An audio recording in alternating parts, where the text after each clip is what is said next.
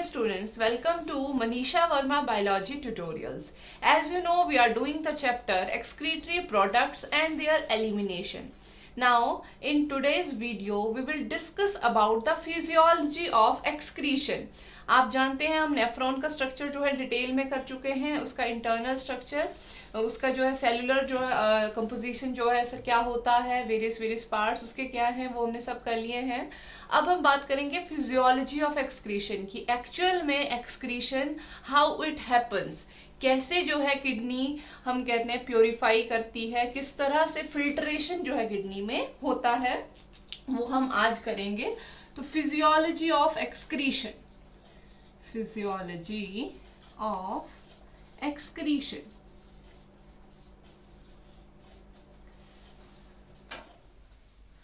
तो physiology of excretion में हम बात करेंगे दो प्रोसेसेस की. एक होगी हमारे पास यूरिया फॉर्मेशन और दूसरी होगी urine formation.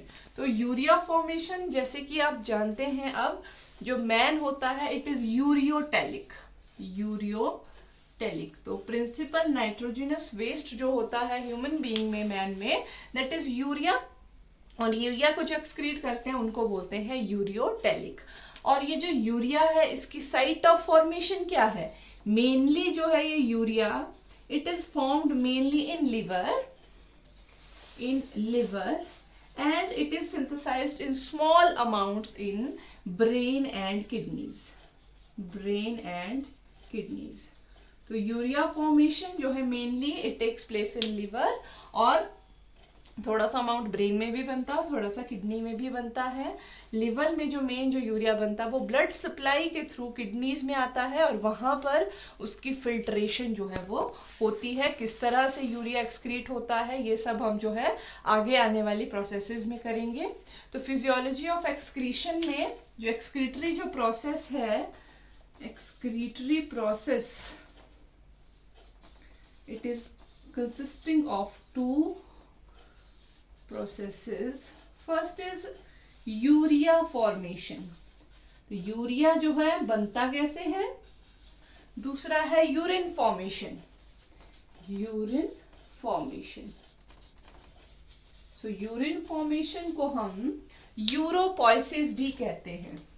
यूरोपोइसिस. So urine formation, urea formation. So first we will take urea formation. So urea formation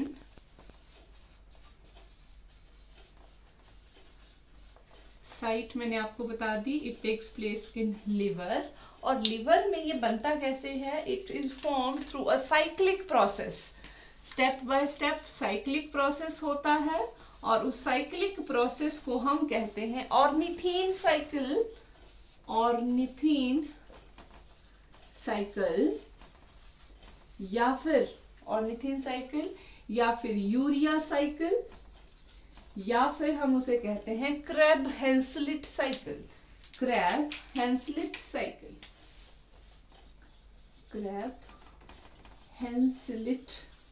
cycle after the name of discoverer. So ये जो हमारे पास इस साइक्लिक प्रोसेस के डिफरेंट नेम्स हैं. अब बात करते हैं एक्चुअल साइकिल की. So there are amino acids which we take in our diet. Amino acid present in excess which are not needed in body. तो उनकी जो है होगी deamination.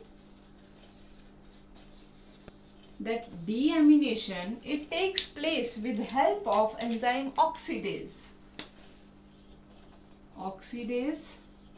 and hence by deamination ammonia is formed. अब ammonia जो है वो एक टॉक्सिक मॉलिक्यूल है, तो it immediately needs to be converted into urea. तो अब जो है this ammonia, this is accepted by another compound ornithine. This ornithine combines with urea and carbon dioxide. Here ammonia and carbon dioxide in presence of enzyme ornithine transcarbamylase. So in presence of this enzyme, ornithine combines with ammonia and CO2, and there is formation of another compound, citrulline. Citrulline and water. And now again this citrulline, it combines with some more ammonia. So here it is combining with some more ammonia and it changes into arginine.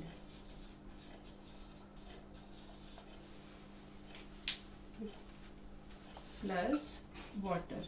And now this arginine, this slowly decomposes. This arginine, it slowly decomposes to form urea, and ornithine, it decomposes in presence of enzyme arginase. In presence of enzyme arginase. And here this urea, it is formed with help of water. तो इस तरह की ये जो cycle हुई, इसे हमने कहा ऑर्निथिन साइकिल. ऑर्निथिन साइकिल और यूरिया साइकिल और क्रैब हेंसलेट साइकिल. तो ये जो साइकिल हमारे पास है, ये लिवर में होता है और इसके थ्रू जो है हमारे पास यूरिया की फॉर्मेशन होती है. तो सबसे पहले हमने क्या देखा, जो अमाइनो एसिड बॉडी में नहीं जरूरत थी जिनकी, उनकी क्या हुई, deamination with help of enzyme oxidase. वहां पर बना अमोनिया. ये अमोनिया जो है वो कंबाइन हुआ एक कंपाउंड ऑर्निथिन के साथ और कार्बन डाइऑक्साइड के साथ. In presence of enzyme ornithine transcarbamylase, there is formation of citrulline plus water. Now this citrulline again combines with some more ammonia and it forms arginine plus water. Now this arginine slowly decomposes in presence of enzyme arginase and water. It forms urea and ornithine again for the next turn of the cycle. So this is all about urea formation.